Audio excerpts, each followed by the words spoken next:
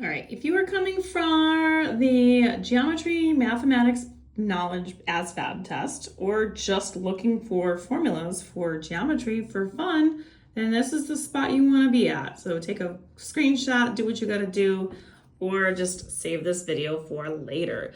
So we're going to start off with the perimeter. So the perimeter of any object is just the sum of the outside lengths. So it depends on what polygon you have, but you would just basically take any kind of object that you have and you would just take all of the measurements of the outside and just add them together. So if it's a triangle like this picture right here, you would just add 3, 4, and 6 together and you'd have your perimeter. If you have other objects, obviously if there's like a hexagon or something like that and you have the information about how big the pieces are, you would just add them together.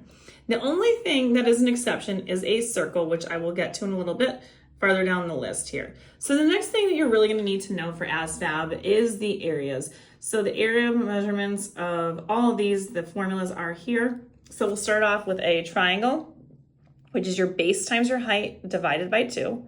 So your base and your height are the two items that form the right angle. So if we look at this, this is my height because it's the vertical height, and then this would be my base right here. So I would take this times this, whatever the numbers would be, and then I would divide that by 2.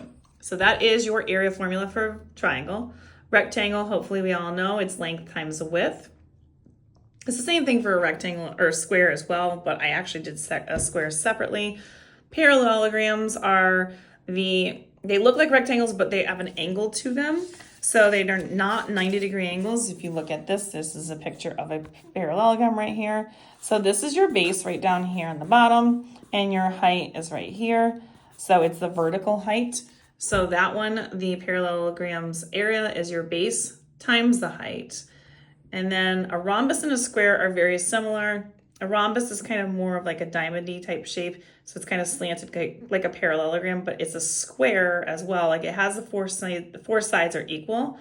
So when you're finding out the measurements of that, you could always just do length times width, but it's just side squared, which means the same number is the same, like the side is the same for all 4 sides. So you just take that number and times it by itself.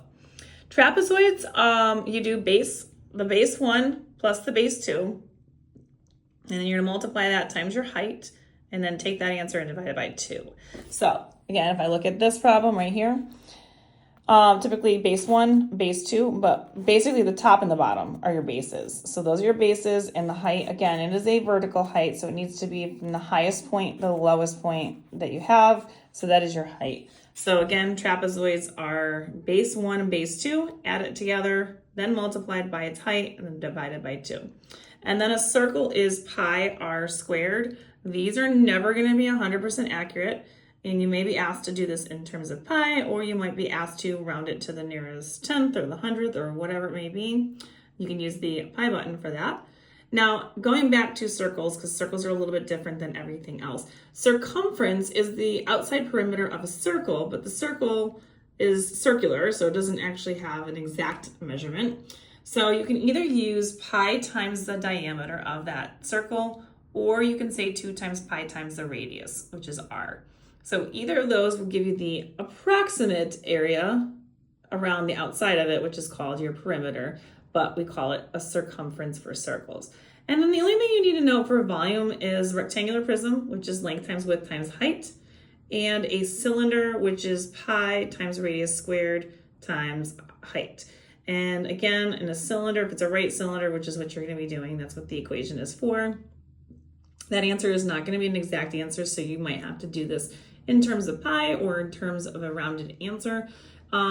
Everything that you see here on this, I have plenty of problems to do for these, but if you are looking for additional practice in any of these areas, I have playlists for perimeter, I have playlists for circumference, I have playlists for area, I have playlists for volume. So you can find any of these things in my separate playlists on my YouTube, Instagram, and TikTok at YouWantAlgebra.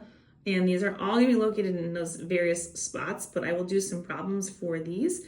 And don't forget to like, share, and follow me for more.